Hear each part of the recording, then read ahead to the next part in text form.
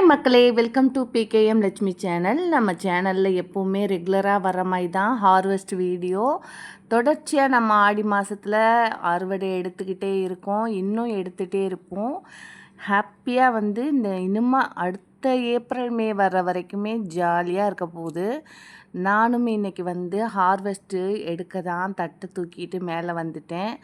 என்ன குழம்பு வைக்கிறது, என்ன பொரியல் வைக்கிறதுன்னு இங்கே தான் நான் டிசைட் பண்ணுவேன்னா பார்த்துக்கோங்களேன். அவ்வளோ டிஃப்ரெண்ட்டாக காய்கள் கிடைக்கும். விதைகளுமே இப்போ நிறையா போட்டு வச்சுருக்கிறனால வரும் மாதங்களில் நம்ம என்னெல்லாம் ஹார்வெஸ்ட் பண்ண போகிறோம்னு நினச்சாலே எனக்கே ஆர்வமாக இருக்குது. இனிமே ரெகுலராக நமக்கு காய்கள் என்னெல்லாம் கிடைக்கும், அதை ஹார்வெஸ்ட் பண்ணி இனி ரெகுலராக வீடியோஸ் வரும்.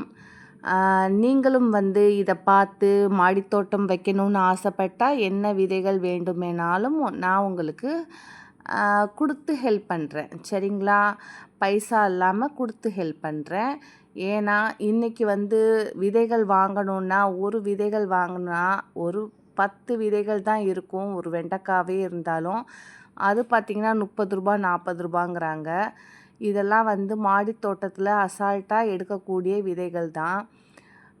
கத்திரிக்காய்னு பார்த்திங்கனாக்கா ஒரு பேக்கெட்டு ஒரு சின்னதாக ஒரு கொஞ்சம் வச்சுருந்தாங்கன்னா 30 ரூபா. அது ஒரு கத்திரிக்காயில் 100 பேருக்கு பகிரலாம். இந்த மாதிரியெல்லாம் சேல்ஸ் அதிகமாக போயிட்டே இருக்கிறனால தான் இந்த ஃப்ரீ சீடுங்கிற ஒன்றே நான் கொண்டு வந்தேன். சரி, நம்ம ஹார்வெஸ்ட் பண்ணது போக மீதி இருக்கிற விதைகளுக்கு விட்டு மற்றவங்களுக்கு கொடுக்கலாம் அப்படிங்கிற ஒரு எண்ணம் கூட இருக்குது. ஏன்னா எனக்குமே ஸ்டார்டிங்கில் கார்டன் வைக்கும்போது என்ன விதைகள் எங்கே வாங்கணும்னு தெரியாமல் ரொம்பவே கஷ்டமாக இருக்கும். ஆசைகள் இருக்கும், ஆனால் எங்கே வாங்கிறதுன்னு தெரியாது. அதனால தான் நம்ம சேனல் மூலமாக சிலருக்கு புதுசாக கார்டன் வைக்கணும்னு ஆசைப்பட்றவங்களுக்கு இலவசமாக விதைகள் கொடுக்குறோம். அதுக்கான கொரியர் சார்ஜ் மட்டும்தான் நான் வாங்கிக்கிறேன். ரெண்டாவது பார்த்திங்கன்னா, இப்போ நிறையா பொன்னாங்கண்ணி கீரை, சிறுகீரை, அரைக்கீரைன்னு எடுக்கிறேன், கலவையாக போட்டு குழம்பு வைக்கலான்னு. இதில் பார்த்திங்கன்னா கேரட்டு கூட ஒன்றா போட்டுட்டேங்க. ஒன்றா போடலை, மண்ணோடு கலந்து அதுவே முளைச்சிருக்குது. அந்த கீரைகள் எடுக்கும்போது அந்த கேரட்டுமே மேலே வந்துடுது. அதனால் கொஞ்சம் பயந்து எடுக்க வேண்டியதாக இருக்குது. அப்படியுமே பார்த்தா நிறைய கேரட்டு மேலே வர ஆரம்பிச்சிருச்சு. எனக்கு அது கொஞ்சம் கஷ்டமாக இருந்தது. சரி வேண்டாம் அப்படின்ட்டு ஓரளவு கொஞ்சம் பெருசாக இருக்கிறதா பார்த்து மீதி அந்த கையோடு வந்த கேரட்டை எடுத்து அந்த மண்ணிலேயே முயற்சி பண்ணுறேன். ஆனாலுமே நம்ம கையில் எடுத்த கேரட்டு வருமானா டவுட்டு தான். வரதுக்கு வாய்ப்பு கிடையாது. ஏன்னா அது ரொம்ப சன்னமாக இருக்கும் வேறு. சரி, அதுக்காக கீரைகளையும் விட்டுட்டு போக முடியாது. ஏன்னா கீழே பார்த்திங்கன்னா கேரட் இருக்குது, மேலே செடிகள் இருக்கும்போது அதுக்கான சூரிய வெளிச்சம் பத்தாமல் இருக்கும். அதனால் மேலால் கிள்ளி தான் எடுத்துக்கிறேன். கேரட்டுக்கு போக வேண்டிய சத்து மண்ணிலிருந்து இந்த கீரைகளை எடுத்துக்கிறதுனால அதையும் யோசித்து தான் நான் எடுத்துட்டேன். அப்புறம் நிறைய தொடர்ச்சியாக நம்ம தோட்டத்தில் கருவேப்பிலை தான் எடுக்கிறேன். கருவேப்பிலை பாருங்கள், அங்கே ஒன்று காமிச்சேன் பார்த்திங்களா, இங்கே ஒரு கருவேப்பிலை வச்சுருக்கேன். அப்புறம் அந்த பக்கம் ஒரு 4 பக்கம் கருவேப்பிலை வச்சுருக்கேன். எப்போல்லாம் கருவேப்பிலை வேணுமோ அந்த டைமில் ஃப்ரெஷ்ஷாக எடுத்துக்கிறது. நமக்கு ரெகுலராகவே கொத்தவரங்காய் கிடச்சிக்கிட்டே தான் இருக்குது. எனக்கும் இந்த கொத்தவரங்காய் டேஸ்ட்டு ரொம்பவே பிடிச்சி போச்சு. முதல்லாம் காய்கறி சாப்பிட்ணும், கீரை சாப்பிட்ணுன்னா எனக்கு சுத்தமாக பிடிக்காது. எங்கள் வீட்டுக்காரர் கஷ்டப்பட்டு சமைச்சி கீரை வச்சு காய் பொரியல் பண்ணி எனக்கு கொடுப்பாரு. ஐயோ, கீரை சமைக்கிறாரேன்னு பயந்து ஓடுவேன். எல்லார் வீட்லேயும் லேடிஸ் தான் சமையல் பண்ணுவாங்க. ஹஸ்பண்டு கொடுக்கும்போது ஏதாவது குறை சொல்லுவாங்க. எங்கள் வீட்டில் சமைக்கும்போது காய் கீரைனாக்க அச்சோ அப்படிங்கிற மாதிரி இருக்கும். இன்றைக்கி நானே கீரைகள் காயெல்லாம் பறித்து சமைச்சி அதை டேஸ்ட் பண்ணதுக்கப்புறம் தொடர்ச்சியாக கீரையும் காயுமே சமைக்க ஆரம்பிச்சிட்டேன்.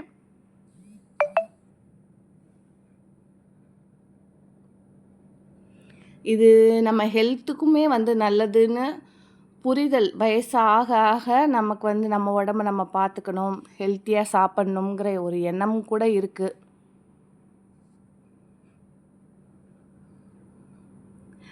அதாவது நெறைய சிஸ்டர் வந்து கேட்குறாங்க, "நீங்க என்ன மண் கலவை பண்றீங்க சிஸ்டர்? நல்லா பச்சை பசேல்னு இருக்கு உங்க செடிகள்லாம்" அப்படின்னு.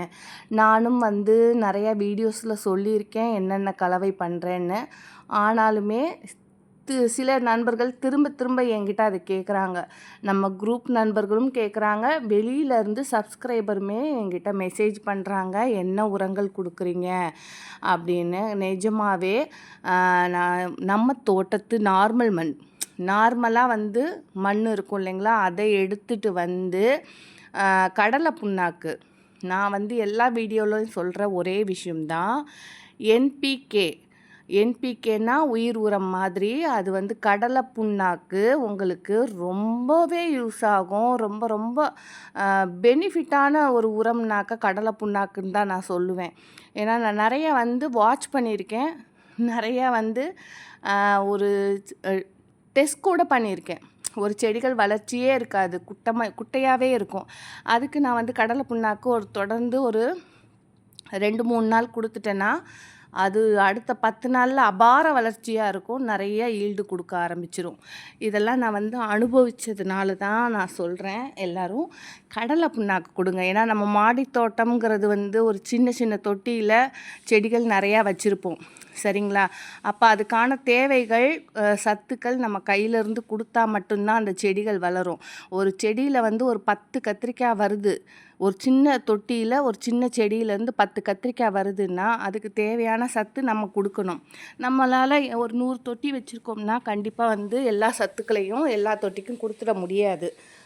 அப்ப நீங்க என்ன பண்றீங்கன்னாக்கா, 100% ஒரு தொட்டிக்கு நீங்க வந்து ஒண்ணும் இல்ல. அ ஒரு 10 தொட்டிக்குமே ஒரு 10 தொட்டிக்குமே ஒரு 100 கிராம் கடலை புண்ணாக்கு போதுமான அளவு. சரிங்களா? இத தொடர்ச்சியா ஒரு வாரத்துக்கு ஒரு முறை முடிஞ்சதுன்னா குடுங்க. நல்லா வளர்ச்சியா கவனிப்பா பார்க்கணுன்னா. வந்து பார்த்தீங்கன்னா, நெறைய தொட்டி இருக்கிறதுனால 2 மாதத்துக்கு ஒரு வாட்டி, 3 மாதத்துக்கு ஒரு வாட்டி அந்த மாரி தான் நான் குடுத்துட்ருக்குறேன். வேறு அடிஷ்னலா என்ன குடுக்குறீங்க அப்படின்னு கேட்டாக்க, யூசுவலா எல்லா இடத்துலையும் சொல்கிறது தாங்க.